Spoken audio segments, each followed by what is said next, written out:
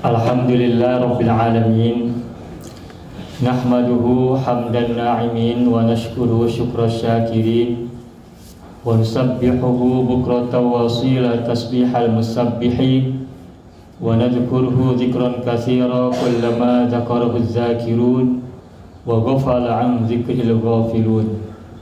Asyhadu an la ilaha illallah al-malikul haqqul mubin wa asyhadu anna Muhammadan abduhu wa rasuluhu as-sadiqul wa'dil amin.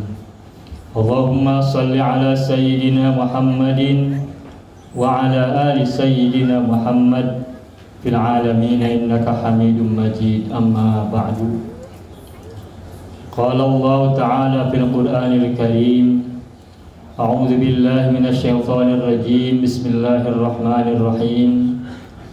Alhaakumut takatsur hatta zurtumul maqabir kalla sawfa ta'lamun thumma kalla sawfa ta'lamun. Shadaqallahul azim.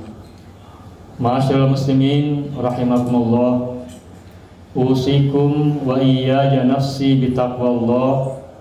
Ittaqullaha haqqa tuqatih wa la tamutunna illa wa antum muslimun. Wa tazawwadu fa inna khairaz zadi taqwa wa zadut taqwa dzalika khair. Ma'asyiral muslimin, jamaah salat Jumat yang berbahagia, marilah kita selalu haturkan baik secara lisan maupun secara hati semua ungkapan rasa syukur kita, puja-puji serta persembahan kita kepada Zat yang Maha Agung, Zat yang Maha Luhur, pengendali semesta, penguasa diri dan jiwa kita semua, yakni Allah Subhanahu wa taala, dengan segenap kesyukuran yang bisa kita sampaikan dan kita lakukan, baik syukur qalbi, syukur hati, maupun syukur qauli, syukur ucapan, maupun syukur fi'li, syukur yang bersifat tindakan. Mudah-mudahan setitik kesyukuran yang kita sampaikan, yang kita ekspresikan, yang juga kita haturkan kepada Allah Subhanahu wa taala itu Allah catat sebagai bagian dari wujud kesyukuran kita atas nikmat-nikmat yang dianugerahkannya kepada kita semuanya, dan kita kemudian digolongkan sebagai salah satu minasyakirin, termasuk orang-orang yang bersyukur kepadanya. Amin ya rabbal alamin. Salawat dan salam semoga Allah selalu curahkan pada junjungan alam, kekasih agung, kekasih kita semuanya, Rasul Allah, Nabi pamungkas para nabi dan utusan, yakni Rasulullah Mustafa Muhammad sallallahu alaihi wasallam, juga untuk keluarga yang suci dan para sahabatnya yang setia. Mudah-mudahan kita yang ada di sini, khususnya juga orang tua kita, baik yang masih hidup maupun yang sudah wafat, leluhur kita semuanya, kakek, nenek dan seterusnya, juga anak keturunan kita, saudara-saudara kita yang laki dan perempuan, paman bibi uwa kita seluruhnya, keluarga besar kita dimanapun, baik yang sudah wafat maupun yang masih hidup, dan para guru kita juga, dan semua yang telah berbuat baik kepada kita, baik yang sempat kita balas kebaikan mereka maupun yang tidak sempat atau yang kita sudah lupa kebaikan-kebaikan mereka. Kita dan mereka semuanya semoga kelak menjadi orang-orang yang beruntung, mendapatkan rahmat dari Allah serta syafaat dari Rasulullah pada hari yang sulit, hari penentuan dan hari keabadian. Amin ya rabbal alamin. Ma'asyiral muslimin rahimakumullah, khatib berwasiat buat diri pribadi dan buat kita semuanya, marilah kita selalu persembahkan ketakwaan kita, kita sempurnakan ketakwaan kita, kita tambahkan ketakwaan kita, dan terus kita ciptakan ketakwaan baru yang bisa kita lakukan semampu kita, baik lisan maupun tindakan yang bisa kita perbuat, sehingga ketakwaan itulah yang kelak bisa menjadi bekal kita untuk pulang dipanggil menghadapnya kapanpun dan dimanapun, dan dalam bentuk kematian seperti apapun. Mudah-mudahan kita semuanya termasuk orang-orang yang husnul khotimah, agar ketika kita nanti dipanggil pulang oleh Allah, kita dalam keadaan iman dan juga dalam keadaan Islam serta ihsan. Amin ya rabbal alamin. Masyaallah muslimin rahimakumullah, dalam ilmu tradisional keislaman ada yang dikenal dengan istilah rukun. Sebagaimana misalkan ada ungkapan rukun iman, ada ungkapan rukun Islam. Ketika kita sholat juga ada rukun-rukunnya, rukun sholat. Zakat ada rukunnya, haji ada rukunnya, dan semua ritus-ritus dalam keagamaan Islam itu semuanya memiliki rukun. Apa itu rukun? Secara mudahnya, rukun adalah pondasi dari sebuah perbuatan, dari sebuah tindakan yang jika rukun itu tidak dilakukan, maka tidak sah suatu amalan atau suatu tindakan. Runtuhlah sebuah bangunan perbuatan yang kita lakukan jika rukun-rukunnya tidak kita lakukan dengan sebaik-baiknya dan tidak kita sempurnakan. Termasuk dalam hal ini juga agama sendiri sebagai bangunan besar yang di dalamnya banyak kegiatan, itu juga memiliki rukun. Dan dalam ilmu tradisi Islam disebutkan bahwa agama terdiri dari 3 rukun yang utama. Yang pertama rukun agama adalah iman, atau al-iman, atau al-aqidah, atau al-usul, ilmu yang berkenaan dengan usul-usul atau pokok-pokok. Iman secara mudahnya bermakna adalah keimanan atau kepercayaan atau juga keyakinan. Iman merupakan pondasi yang paling utama, yang paling besar, yang tampaknya maka bangunan-bangunan rukun yang lainnya tidak akan mungkin tercipta dan tidak akan mungkin mengelaborasi dirinya menjadi kemanfaatan bagi sesama yang ada di sekitar kita. Maka iman diibaratkan sebagai akar bagi sebuah pohon. Tanpa akar, pohon sebesar apapun dan selama apapun, bahkan sekecil apapun, tidak akan mungkin bertahan lama di atas tanah di mana ia tumbuh dan kemudian berkembang. Rukun yang kedua dari sebuah agama adalah Islam. Secara mudahnya Islam secara bahasa artinya adalah kepasrahan, ketundukan, keberserah-dirian seseorang kepada siapa? Kepada sesuatu atau kepada zat yang diyakini. Dan rukun yang pertama, iman kita tentu saja yang paling pertama adalah iman kepada Allah. Nah, ketika kita sudah yakin dengan berimanan kita kepada Allah, zat yang maha gaib sekaligus maha zahir, maka berikutnya yang menjadi penegak agama kita adalah adanya rukun yang kedua, yakni Islam, yang bermakna adalah berserah diri atau kepatuhan atau ketundukan kepada siapa? Kepada zat yang kita yakini tersebut. Maka ekspresi dari rukun Islam itu kemudian terekspresi dalam berbagai macam bentuk, baik Islam secara hati maupun Islam secara lisan maupun juga Islam secara tindakan. Dan bukti kepasrahan kita kepada Allah, kepada zat yang kita imani, yang kita yakini itu mesti termanifestasikan dalam berbagai macam bentuk yang dalam istilah yang lain disebut dengan ritus-ritus atau ritual-ritual. Sekarang kita berada di sini sedang menjalankan sholat Jumat. Nah, sholat Jumat adalah bagian dari ritual yang merupakan manifestasi kepasrahan kita kepada zat yang menciptakan kita, yang kita yakini. Dan tanpa adanya kepatuhan kita yang diwujudkan dalam ekspresi fisikal, manifestasi-manifestasi tindakan, maka keimanan itu hanya ada dalam hati dan tidak terekspresi dan tidak mungkin terlihat oleh yang lain. Kita pun tidak bisa berikan bukti bahwa kita seorang yang beriman tanpa adanya wujud ekspresi tubuh kita yang merupakan kepasrahan kita, Islam kita kepada Allah Subhanahu wa taala. Itu yang kedua. Jika iman adalah akar dari sebuah pohon, diibaratkan sebagai akar dari sebuah pohon dan tumbuhan, maka Islam diibaratkan sebagai batangnya dan cabang-cabangnya. Setelah akar terhunjam kuat, maka yang mesti berikutnya tumbuh adalah munculnya dahan yang bagus, dahan yang kuat, yang terlihat oleh siapapun yang melihat adanya pohon itu.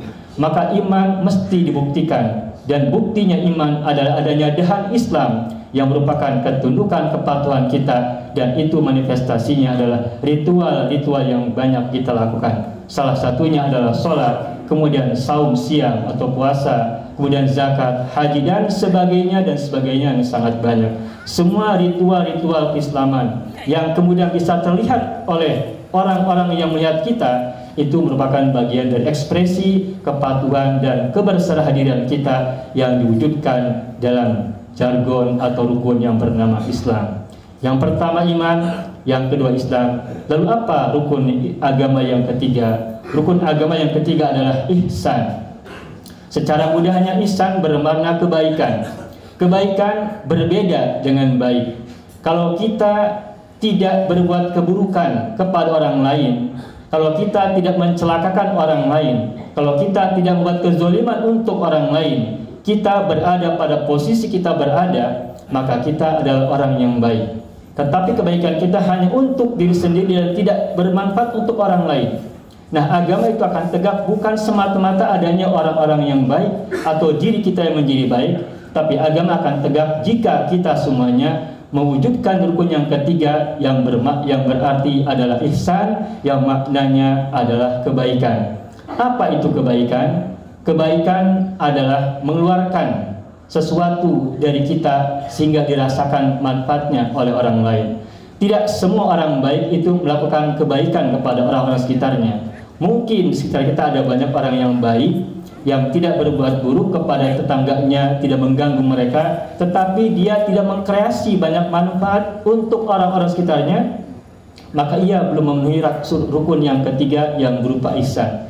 Ihsan adalah apapun kebaikan yang bisa dilakukan oleh seseorang untuk dirasakan manfaatnya oleh sekitarnya. Baik ihsan itu bersifat qalbi, hati, maupun sifatnya adalah lisan secara ucapan yang bermanfaat buat orang lain.